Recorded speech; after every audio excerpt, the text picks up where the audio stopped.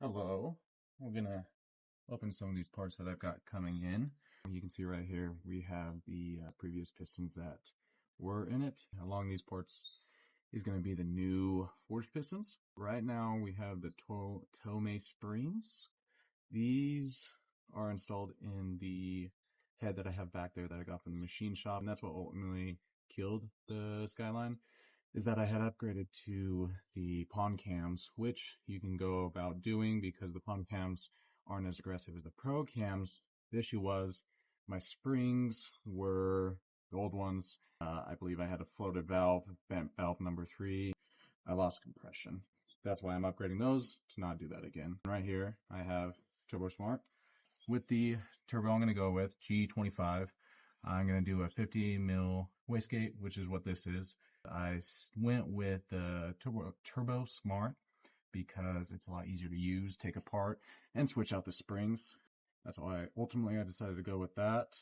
I previously had a 39 millimeter teal on it. That was with a bigger turbo. This will work out better. So this one, I believe, is from Z1 Motorsports. If I can open the box. I lied. These are the ARP bolts head studs. Originally, I was going to do main studs with me just doing the little RB20, only pushing 400 to 500 horsepower. I don't need it. That's for something more than what I'm going to be working for. So I just decided to do the head studs, which I should have done kind of earlier with the 3071 that I did have on it. And this is really well put together. These also work with the other RB25 DET. A lot of the RB20 and 25 share parts. Sometimes it does not. Here's what it looks like on the inside. You get stop read the instructions, which definitely do. They have very specific torque specs that are different from the OEM ones. You have all your dual head studs and all the things that go with that. You have your, so you got to make sure to put that in there, and instructions, which I will be following. Right now the engine is at the machine shop getting the crank collar installed on. So once that gets back, and once I get my crank collar, once I get my crankshaft in to balance that, that will be done. I have the old one right there, which one of the issues you run into some of these old ones is that the rubber and stuff starts to decay. I don't know if you can see that very well. You can see that it's starting to crack. So when you do high revving, which is kind of what I want to plan on doing, you can run into issues there. Right here should be the forged pistons. I don't believe they shipped it like this. I think this is, I gave it to the machine shop to balance with my engine. This is how they gave it to me. It is what it is. It prevents any flash rust. I had that issue on the block. I believe I have photos of it. I am not 100% sure. I'll check. If I do, I'll put them in there. Those look nice. I believe these are probably my rings. Probably should keep it with that, for instance. This is number 4. Look at that. So I am keeping my stock crank connecting rod. Kind of gambling there. I'm going to do June connecting rod bolts, which I ordered from Australia. Those should be coming in. I'll be putting those on there. Ultimately, I went with the forged heads because I was just going to do a nice partial rebuild since during the line honing, they found that I needed to bore my engine 0.05 over. So I had to do new pistons. So while I was at it, might as well get forged so I can turn up the boost. We have the ACL main bearings. I did these ones. I can't remember the exact coating. It's supposed to be more resistant to wear. So I'm excited for those. It was kind of a pain to go and order. I had to work with, it wasn't Z1.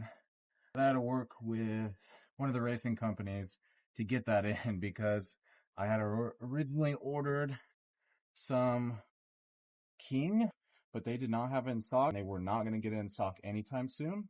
So I had to change my order. As you can see, I'm struggling. So this is from Z1. I think I said that earlier. This is going to be a lot of my OEM parts, head gaskets, sensors, and things along those lines. I'm still waiting on some additional parts. Right here, we have a genuine knock sensor. I ordered this, realized that I'm going to go with ones that I can use with my standalone. While these are nice, I'm probably going to replace these. I'm going to see what else I can put them in. My Datsun oil sensor is having some issues, so maybe I can use the oil sensor I ordered. Who knows? I'll look into it. I do not remember what that is. I don't know. I'll figure that out. Sensor. Coolant sensor from Nissan. Sometimes getting the exact part number and everything's kind of difficult. I like to use Amayana, and it will tell you exactly what you need, exactly what the part number is. So a lot of the times I get on there to check against these, because as you know, RV is kind of hard to get parts in country. It's not the worst anymore. It used to be a real pain. Here's that sensor. Nice. OEM, always good. Some stickers. I was sad. I used to live down in Alabama. I went to some car shows in Georgia. I had not realized at the time that Z1 was based out of Georgia. I would have loved to come and visit and check out their cars. I love Zs. Here's another sensor. I believe this one might be a coolant sensor or water temp sensor. I replaced all the main ones on the block just because they get old and eventually will wear out. I believe this is my head gasket. There's a few parts in there. Okay. I was about to say, I ordered a lot more. I got MLS head gasket. Came with as a kit. So that's going to be very well. You want to go MLS when you start turning up the power.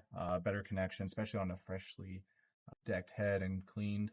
I believe this is the intake gasket. Also, MLS multi-layer steel. What do we got here?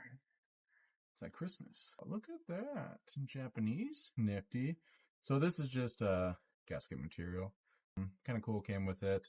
I will use that with a water pump and stuff like that. I believe with the MLS, I'll have to double check. You can kind of go dry without any of the connecting. We got seals. This is going to be on the top part. Replace the, I'm blanking the name, but you know what I'm talking about. Very top of the engine, the valve covers, 2 of those. Mine were getting kind of bad. Here's another seal. I'm not quite sure. This one looks like an OEM one, so don't have to worry about that. Oh, I got a bunch in here. Hopefully that one was not important. Let's see what that one was. Nice. So we got a crank seal, and probably 2 front seals for the cam. It might be the front main or rear main. I haven't done rear mains yet. I did do the cam for my Pajero. Hopefully that wasn't this guy. These are just a bunch of seals. Luckily, they have everything labeled, so you know what they go to.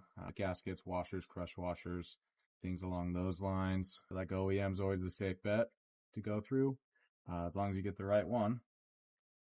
That's kind of everything for now. We have nice. Maybe order something different from that. That just came apart. We'll be reordering that guy. That's fun. I did want to show you the difference on the Pistons. I believe I showed you the new ones. Here are the old ones. So, a lot of suit on top, the rings, nasty. These are pretty light, considering. No issues with my stock Pistons. The only downfall was that I just had too much clearance in the cylinder walls, and so I just needed to bore it out, 0.05 over. A little bit of increase. I think that's everything. Thank you. This is the part 1 of the rebuild. I am waiting on my manifold, turbo, the injectors, wiring harness. Those are going to be the final bits I need. Besides, new one of these. Everything else should be here. So I will start putting it together and we'll go from there. So stay tuned.